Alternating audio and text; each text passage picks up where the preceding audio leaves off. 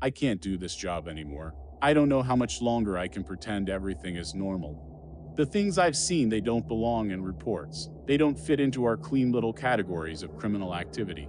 No one would believe me. Hell, I barely believe it myself, but I have to tell someone. Maybe writing it down will make it real. Maybe it will help me sleep. It was a slow night at the station. Those were the worst, honestly. The quiet gave me too much time to think. I was halfway through a cup of burnt coffee when the radio crackled to life. Unit 214, we have a 911 hang up at 33 Oak Ridge Drive. Caller disconnected before speaking. I sighed, grabbing my keys. A 911 hang-up usually meant one of three things: a kid playing with the phone, a domestic dispute where someone panicked but changed their mind, a false alarm. I was betting on number 3, 214, en route, I muttered into my radio, then pulled out of the lot. Oak Ridge was about 15 minutes away, near the outskirts of town. As I drove, I let my mind wander. I was 37 years old, single, and tired of everything. 10 years on the force had eroded any sense of purpose I once had.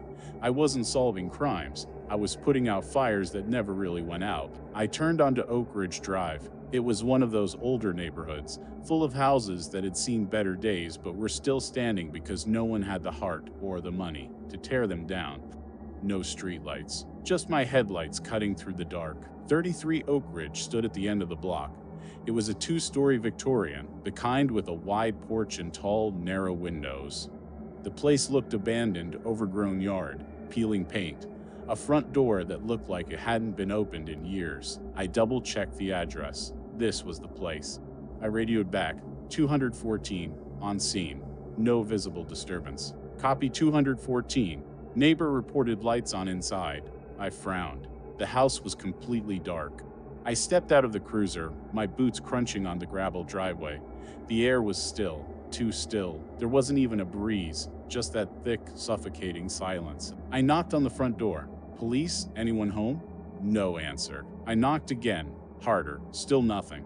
I reached for the knob, half expecting it to be locked, but it turned easily. The door swung open with a long, drawn-out creak, revealing only darkness inside. I hesitated. Every instinct told me to turn around, get back in my cruiser and call it in as a false alarm. But then I heard it. A sound from deep inside the house. A phone. Ringing. I stepped inside, my hand hovering near my holster. The air was thick with dust and the smell stale. Like old wood and something faintly rotten hit me instantly. The phone kept ringing, a hollow, distant sound echoing from somewhere upstairs. "Hello?" I called out. "Police? Anyone here?" Silence, except for the ringing. I moved deeper inside, my flashlight cutting through the darkness. Furniture was covered in white sheets, the kind people throw over things when they plan to leave for a long time. Dust swirled in the beam of my light. The phone rang again. I followed the sound, my boots heavy against the creaking floorboards. A staircase loomed ahead, leading up into the dark. The ringing was coming from up there. I hesitated. I didn't want to go up, but I had to. Step by step, I climbed. The house felt wrong, like I wasn't alone, like something was watching me. At the top of the stairs, a hallway stretched out in both directions, 5 doors, all closed. The ringing was coming from the last one on the left. I walked toward it, my pulse hammering in my ears. I reached out, turned the knob, and pushed the door open. The phone sat on a small wooden table against the far wall, an old rotary phone, the kind you don't see anymore. It stopped ringing the second I stepped inside. The room was empty, no furniture, just the phone. I swallowed hard. This wasn't right. Then the phone clicked, and a voice whispered, "Officer, why did you come in?" I staggered back, my skin crawling.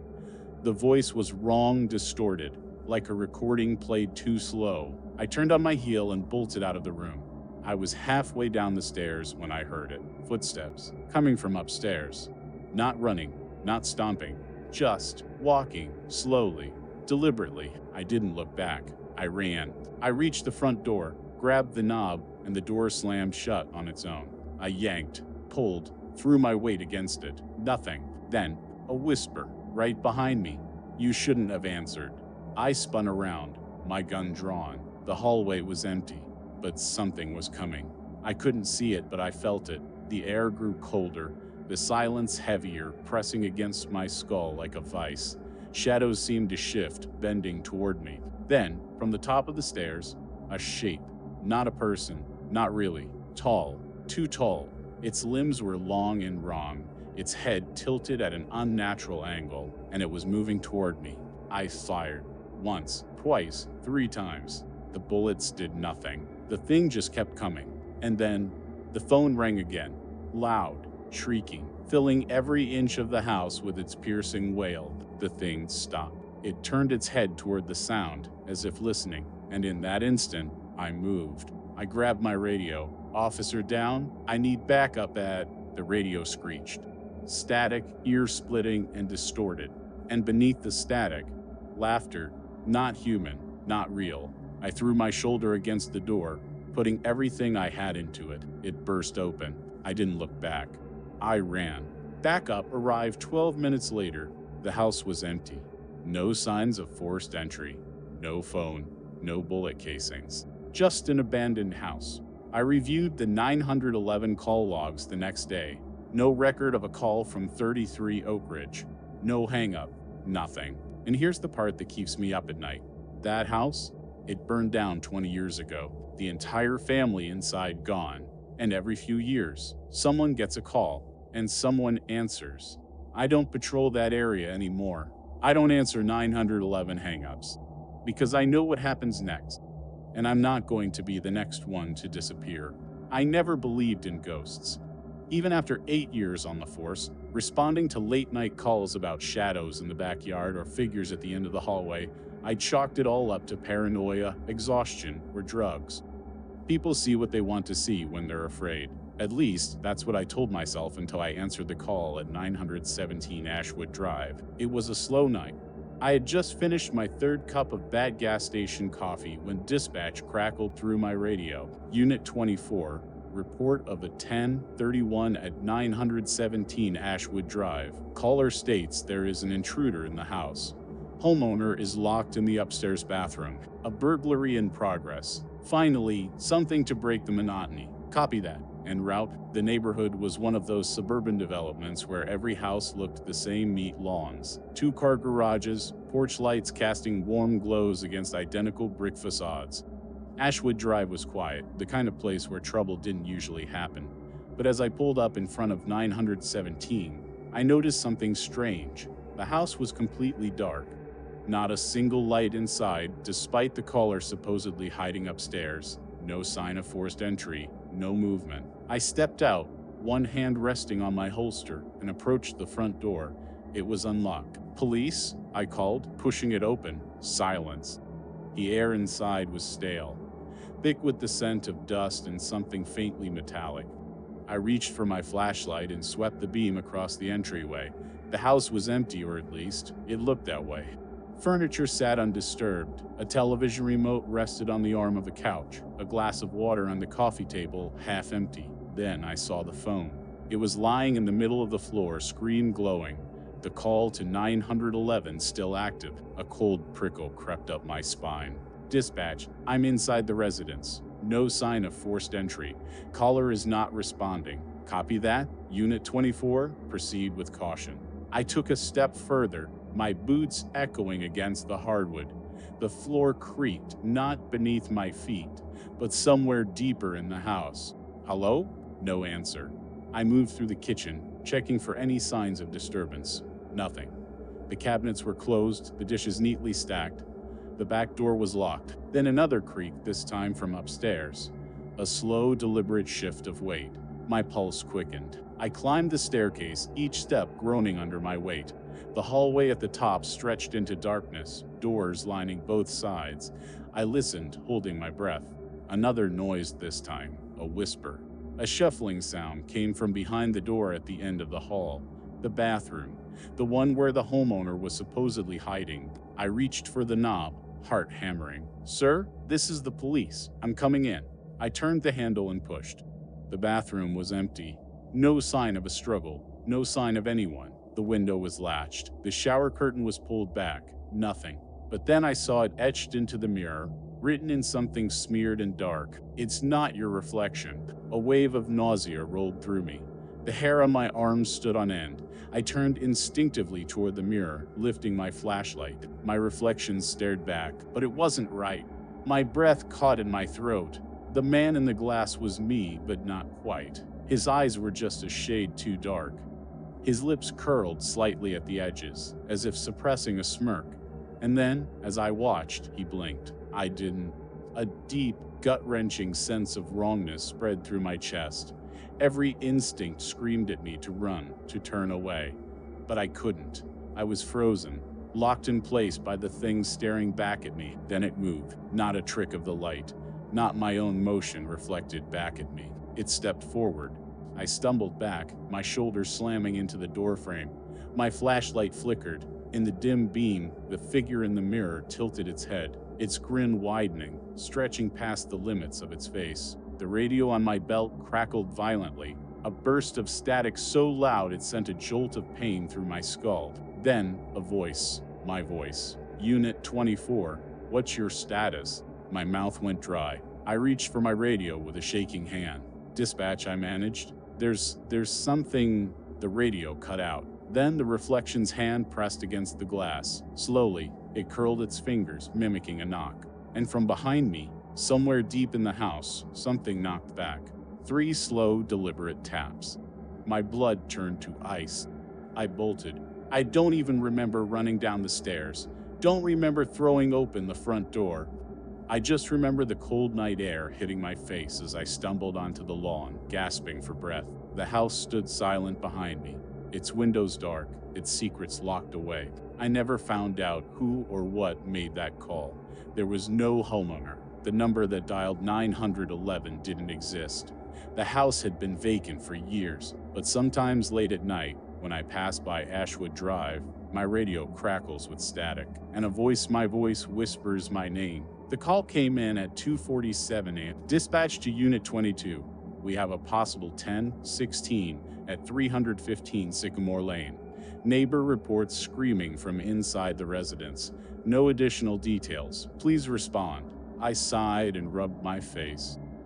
It had been a long shift paperwork, a drunk who pissed himself in the back of my cruiser, and a domestic call where a guy tried to convince me his wife fell into a doorframe.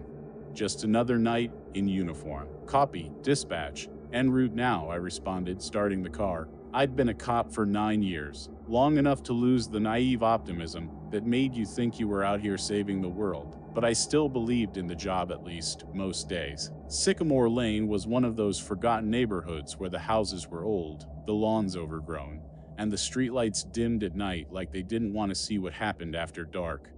I pulled up in front of 315, my headlights sweeping across peeling paint and a sagging front porch.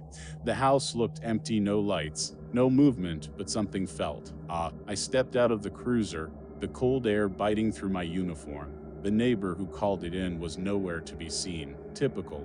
People wanted the police, but they never wanted to actually talk to us. I approached the front door and knocked. Police. Someone called about a disturbance? Silence. I knocked again, harder this time. "Anyone home?" Then, just as I was reaching for my radio, I heard it. A soft rustling sound from inside. Slow, deliberate. Like someone shifting their weight on creaking floorboards. I rested a hand on my holster and tried the doorknob. Unlocked. Pushing the door open, I stepped inside, my flashlight cutting through the darkness. The house smelled stale, like old wood and something faintly metallic. The living room was empty, dusty furniture, a TV from the early 2000s, picture frames hanging crooked on the walls. Then I noticed the telephone. It was an old landline, the kind with a rotary dial, sitting on a side table near the couch. The receiver was off the hook, the cord trailing onto the floor. A dial tone droned softly from the speaker. I bent down, picked up the receiver. "Hello." A burst of static then. "Help me." A whisper, a woman's voice. I spun, shining my light across the room. "Ma'am, where are you?" Silence. Then the static returned, louder now, hissing in my ear. I placed the receiver back onto the base and turned toward the hallway. If someone was inside, they could be in one of the bedrooms. I moved slowly, checking each door. The first room was empty, a bedroom with a bare mattress, dust-covered dressers, and no signs of life. The second door opened into a bathroom, just as lifeless. But the third door, it was different. This door was shut tight, but something had been carved into the wood. Deep, jagged letters scratched into the surface. "Don't open." I stared at it, my pulse quickening. Then, from the other side, a soft thump. I unholstered my weapon. "Ma'am, if you're in there, I need you to answer me." Another thump. I reached for the knob and turned. The door swung open, revealing a small, empty bedroom. No furniture, no windows, just bare wooden floors and faded wallpaper. And in the center of the room, sitting perfectly upright, was a cassette recorder. A feeling of deep unease slithered down my spine. Slowly, I stepped inside, my boots echoing against the floor. The recorder was old, the kind with large buttons and a single black cassette inside. The label on it was written in smeared ink, for Officer Reynolds. My blood turned to ice. That was my name. My mouth went dry. I glanced around the room, but there was nowhere for anyone to hide. Just four walls and that damn recorder. I pressed play. For a moment, there was nothing but silence. Then a soft breath crackled through the speaker. Then, "He's behind you." A rush of cold air brushed the back of my neck. I spun, weapon raised, but the room was empty. But something was wrong. The door I had walked through, it was gone. The room had changed. No exit. No sign of the hallway I had just come from. Just four solid walls and a cassette recorder still playing. I staggered back, my breath shallow.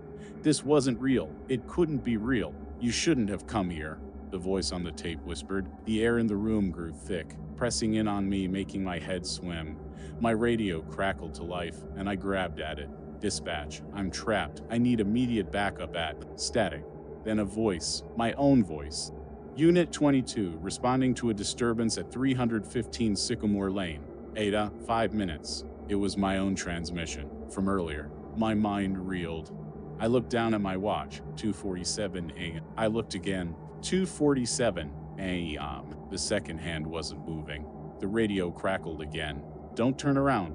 My breath hitched. Something was in the room with me. I felt it. A presence. A slow, deliberate inhale. Not mine. It was right behind me. A single tear slid down my cheek as every muscle in my body screamed at me to run, to fight, to do something. I turned, and I saw it. I don't remember what happened after that. They found me outside, standing in the middle of the road, gun drawn, eyes wide and unfocused. My body was ice cold, like I had been out there for hours. The house? Empty. Abandoned for years. No signs of anyone ever having lived there. The call to dispatch? Never happened. There was no 911 call. No neighbor report. Nothing. And the worst part? When they checked my body cam footage, the last thing it recorded was my voice, whispering, "Don't turn around." I never used to believe in ghosts. After 10 years on the force, I figured if something couldn't be explained, it was probably because we just didn't have all the facts. Simple as that. But now, I'm not so sure. It started on a cold November night, just after 2 a.m. I was working the graveyard shift, patrolling the outskirts of town where the streetlights barely reached. The radio had been dead quiet for nearly an hour when a call finally came through. "Unit 23? We've got a possible trespasser at the old Morrow house, 417 Greenvale Road. Neighbors report seeing lights inside. No one's lived there for years. Can you check it out?" I sighed. The Morrow house. Every town has one, a place the kids dare each other to visit, the kind with 100 ghost stories attached to it. The house had been abandoned since the 1982nd, after a triple homicide no one liked to talk about. The case had gone cold. No suspects, no real answers. Just the eerie silence of an empty house sitting in decay for decades. "Copy that, dispatch," I replied. En route now. The house sat at the end of a cul-de-sac, its windows gaping like empty eye sockets. As I pulled up, I noticed the gate was open. I turned off the engine and stepped out, my breath fogging in the crisp night air. I scanned the house with my flashlight. The porch steps were warped, the paint on the door long peeled away. I pressed against the old wood and the door creaked open. "Police," I called out. "If anyone's in here, make yourself known." Silence. I stepped inside, the musty air thick with mildew and something else, something faintly metallic. My boots echoed as I moved through the foyer. The place had been stripped of anything valuable years ago. No furniture, no personal belongings. Just a few forgotten relics scattered here and there. A child's shoe, a cracked mirror leaning against the wall. Then I heard it.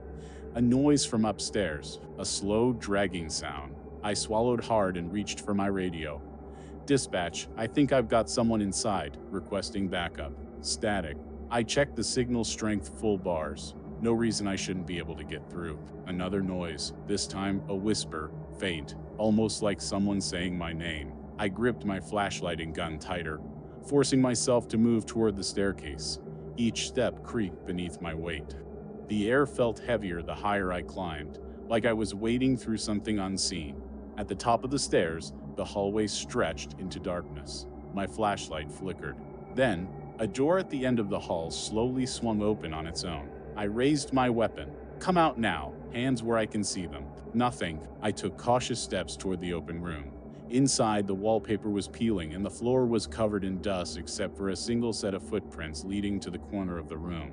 A chair sat there, facing the wall, and in it, a figure. My throat went dry. Sir, turn around slowly. The figure didn't move.